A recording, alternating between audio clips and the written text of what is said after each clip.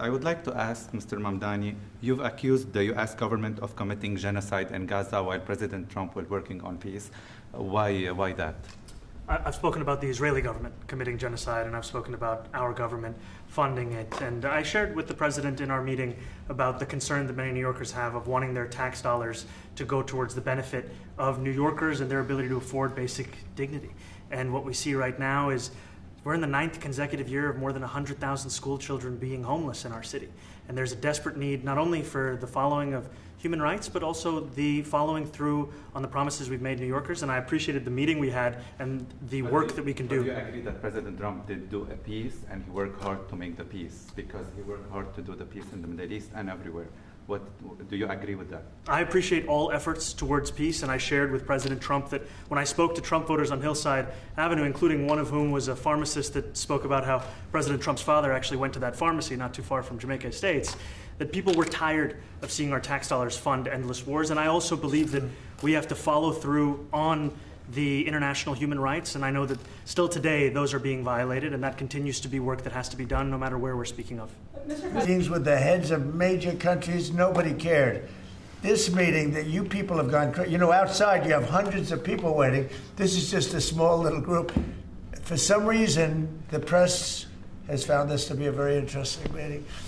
The biggest people in the world, they come over from countries nobody cares, but they did care about this meeting, and it was a great meeting. Go ahead. Yeah, Mr. President, I was going to ask you exactly that. Why do you think there's so much more, so much excitement around this than even some foreign leaders? Because I think he's different.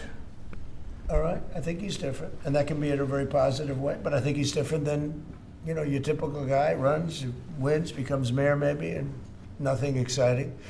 Because he has a chance to really do something great for New York. New York is at a very critical point. And he does need the help of the federal government to really succeed, and we're going to be helping him. But he's different than, your average candidate. He came out of nowhere. I said he has a great campaign manager standing over there. He came out of nowhere. What'd you start off at 1 or 2? And then I watched. I said, who is this guy? He was at 1, then he was at 3, then he was at 5, then he was at 9. Then he went up to 17. I said, that's getting a little bit interesting, right? And then all of a sudden he wins a primary that nobody expected he was going to win. It's a great tribute. I mean, it's an amazing thing that he did. And I'll just add one thing to what the president said. Is one thing I also appreciated is in our meeting to appreciate a portrait of FDR and the incredible work that was done with the New Deal, and also in thinking about what it can look like when the federal government and New York City government work together to deliver on affordability. It can be transformative. We have a great portrait of FDR that I found in the vaults that was missing for years. I found it, and I put it up. He's a Democrat, to the best of my knowledge. He's a Democrat. And when the mayor saw that portrait, he said, "Sir, do you mind if I have a picture taken by that portrait?" It's an amazing portrait. I hope the picture comes out good. But it's an amazing portrait in the cabinet room. So he's a big fan of the New Deal, I guess, and of FDR. Yes, ma'am. Thank you, Mr. President. You said that you both spoke about crime. There are many police officers set to come off the rolls at the end of this year in New York City. Are you going to allow those police to be replaced with police officers, actual cops? And are you going to require that happens? Would there be some consequence if the staffing? I hope it happens, but again, that's going to be ultimately the mayor's decision. What's your answer? Is that I look forward to delivering public safety with the NYPD, and I've said over the course of our campaign that we have the number of police officers today. They are the ones that's budgeted about 35,000 headcount. And I think the key thing is that we have to make it easier for police to focus on police work, not ask them to respond to 200,000 mental health calls a year. So is that a reduction from what you're at right now? Are you committing to maintaining the same level of cops? I've committed over the course of the campaign to maintain the 35,000. That's the headcount that we had through the campaign. And not replace them with caseworkers, social workers? No, I've said that's the headcount that we want. What we need to do is make sure they can focus on serious crime. And he just retained a great police commissioner, I believe, right? Yes, we did. Commissioner Tisch.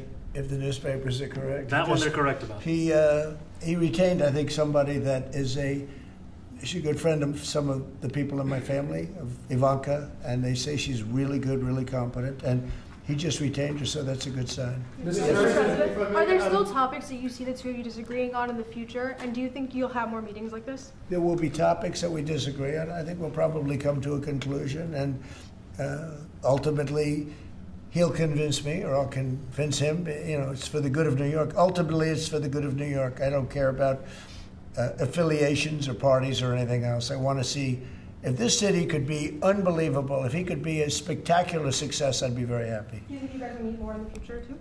Sue? Do you think you'll meet again in the future, throughout the administration? I think we will. Yeah. I think we will. I hope we do. I enjoyed the meeting. We had a great meeting. Please. Mr. President, Republican Elise Stefanik has campaigned multiple times by calling Zohran Mamdani a jihadist. Do you think you're standing next to a jihadist right now in the Oval Office? No, I don't. But she's out there campaigning, and you say things sometimes in a campaign. Isn't that sort of She's a very capable person.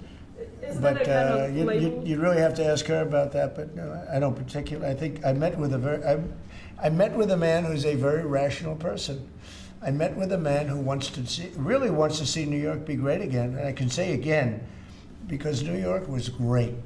When I came down to Washington initially, the city was so hot. It was doing great.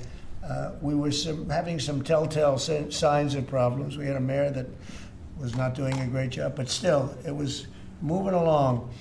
And it went bad. It really went, pretty bad. And I think it's been at lower points, but it went pretty bad. I think he can bring it back. Now the question is, will he bring it back all the way? Will he bring it back